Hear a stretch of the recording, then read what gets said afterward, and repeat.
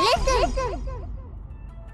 Welcome everyone, this is Andres Restart, and this time we're going to be talking about a popular and known game designer that is now starting to build up a history of criticizing popular Nintendo games, my favorite series, The Legend of Zelda and Metroid. So, I have a little bit of an opinion on this, and recently he has criticized The Legend of Zelda Tears of the Kingdom's visuals, and even more recently has put out an apology video of sorts, still not really taking back what he said, but expanding upon his thought process. So we're going to be breaking down this history of what he said, his stance, and my opinion on his takes, and whether they are justified or not. But before we move further, let me point out that we are aiming to hit 50,000 subscribers by the end of the year. I know, it's a tall task, but I'm going to be trying my best.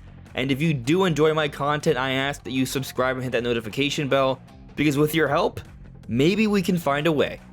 Now before we get into the actual details, let me stress that I don't want to point any sort of attacks or hatred towards this person. They are opinions that I disagree with, and we're going to be breaking it down and having hopefully a healthy discussion about this. So I'm just putting that out there. Please be civil, be respectful. But let's now get into what was said. So, David Jaffe, the game designer for the Twisted Metal series and the original God of War series, some well-respected, well-renowned series, has made some criticisms about both Zelda and Metroid, and recently it's been about Tears of the Kingdom. So, on May 12th, he tweeted, "I don't give a bleep about amazing production value plus visuals. A great game is a great game. Just starting and so far, so good. But given how much everyone goes apeshit over visuals, it's staggering how this game can look like this and not get at least a little dinged by reviews." So on its own, this tweet might not be that big of a deal, it's not that big of a criticism. He starts off by saying that he doesn't necessarily care about production value and visuals, but then goes on to say that he takes some issue with the visuals in Tears of the Kingdom in certain spots, feeling that perhaps reviewers should have dinged Tears of the Kingdom more so. And I feel the implication here is that he thinks Tears of the Kingdom is rated too highly. And the image he shows is not the best looking image for Tears of the Kingdom. It's okay. There is something about it that I will note that is a little bad. The water texture does look a bit odd. It kind of reminds me of the water textures from Pokemon Legends Arceus. And basically, the textures were very symmetrical and similar, and it just didn't look like natural water. Now, I've seen the water textures for Tears of the Kingdom, and I actually feel like they might be improved over Breath of the Wild, but sometimes, depending on the distance in which you're looking at something, it may not be using the most advanced texture for it. So, perhaps because Link is a little far away, and he's on one of the Sky Islands, this is why it's looking in that way. I remember when I started on the Great Sky Island in the beginning of the game, very much in the same area as this picture, and I did notice that, yeah, some of the water areas did seem to look like they had lesser detailed water textures, and I think that was just because of the draw distance, but when you come in close, it looks pretty good, so sometimes it does look kind of like this. Is it a fair criticism? I would say it is something worthy of note. It can take away from your immersion, but this argument that it should be something that could be so significant that it would impact review scores, I think that's a little much. Because overall, the game looks incredible, and this is an overall minor little thing. What they've accomplished with Tears of the Kingdom from a technical perspective is an absolute marvel. Most devs are in utter shock in terms of what Nintendo was able to overall accomplish with this game. And not even necessarily for just Switch standards. Maybe from a visual perspective it's good for Switch standards, but when you account for all the physics and mechanics involved, it's ridiculous for any platform. But of course, he's entitled to his opinion. However, he threw more fuel to this fire. So he followed up this tweet after he saw that people were getting a little riled up and said, "Don't worry fellas, I had AI fix it, now we're talking. Someone should send this to the folks at Nintendo and show them how to do the art next time." And then shows this AI version of Tears of the Kingdom that looks like some sort of semi-realistic piece of art. And I'll say it actually looks pretty good, but it's definitely nothing like Tears of the Kingdom. And at this point, I think it's clear that he's just aiming to incite a little bit of rage in fans. And if you go through the comments and the tweets, he does mention he is trolling. So that's totally his intention here. He is doing this to incite that anger. You could argue he's looking for the attention. Do I think Tears of the Kingdom has certain graphical problems, personally? Some. But there's no such thing as perfection in this world, and what they were able to accomplish on Switch is extremely impressive. The game overall looks amazing. There are so many moments that blow my mind. There are others that look pretty much like Breath of the Wild, but across the board I would say the game has more variety and is overall more impressive. But some of you who may not know the full story may be wondering, okay, you also mentioned Metroid earlier. Well, a lot of this has perhaps escalated more so because there's already a history of David Jaffe causing some level of controversy. Back in 2021, he was playing Metroid Dread and he couldn't get past for a little while the beginning of the game. And during some sort of live stream, he was struggling and complaining that there was terrible early level design. Which to me was a little upsetting because there were actually several cues that pointed you in direction to get past that point. As many people on the internet pointed out this time, most of the world was against David Jaffe when he was pointing out this issue he had with the level design in Metroid Dread.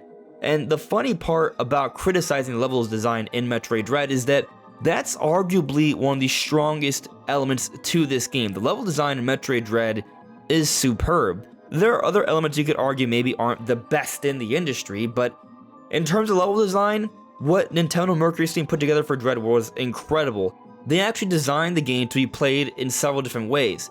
They intentionally put in sequence breaking throughout the game. It's an incredibly interwoven and intricate world that has incredible design. So for David Jaffe, a game designer who's responsible for Twisted Metal and God of War, which don't necessarily have the most incredible level design ever, that's not really their strong points, it definitely raised many eyebrows, myself included. So with this history in mind, and now him intentionally riling up Tears of the Kingdom fans, and remarking that perhaps the review scores should be lower because there are some visual imperfections in the game on dated Switch hardware, I really do feel like he is just trying to cause some trouble. He is trying to stir up controversy. But this gets a bit more interesting because he put out a video recently, and I watched this video, and the video is about him supposedly apologizing to Zelda and Metroid fans. Now, in the video, he makes it clear that he stands by his points about the level design for Metroid Dread, which I strongly disagree with, and I know most of the world also strongly disagrees with. But he also stands on his point about the visual imperfections of Tears of the Kingdom, and the fact of the matter is, they do exist. Really what I take issue with is his point that perhaps review scores should be lower for it. I feel like that's just a little much, but of course, he's entitled to his opinion. What he goes on to talk about, though, is that he is an older person, and this trolling for him is just a way of him joking around. And my takeaway is that he doesn't put too much stakes in what he's saying on the internet, which, you know what? I think that's fair. And he also tries to put into perspective what he's hearing from other people, how the younger generation may care more about Zelda and Metroid and hold them dear to their hearts, so when he has criticisms about these series, they may defend these series more valiantly because of how important these games have been for people throughout these generations, because supposedly us younger generations have had more trouble growing up, which, I mean, everyone has struggled in one way or another, in my personal opinion. But that was his take. So what do I make of this? I think it's worthy of note that he was playing Metroid Dread when it came out, and he's playing Tears of the Kingdom when it's come out. He makes content on the internet. That's what he does now. So maybe he only plays these games at the time because they're trending.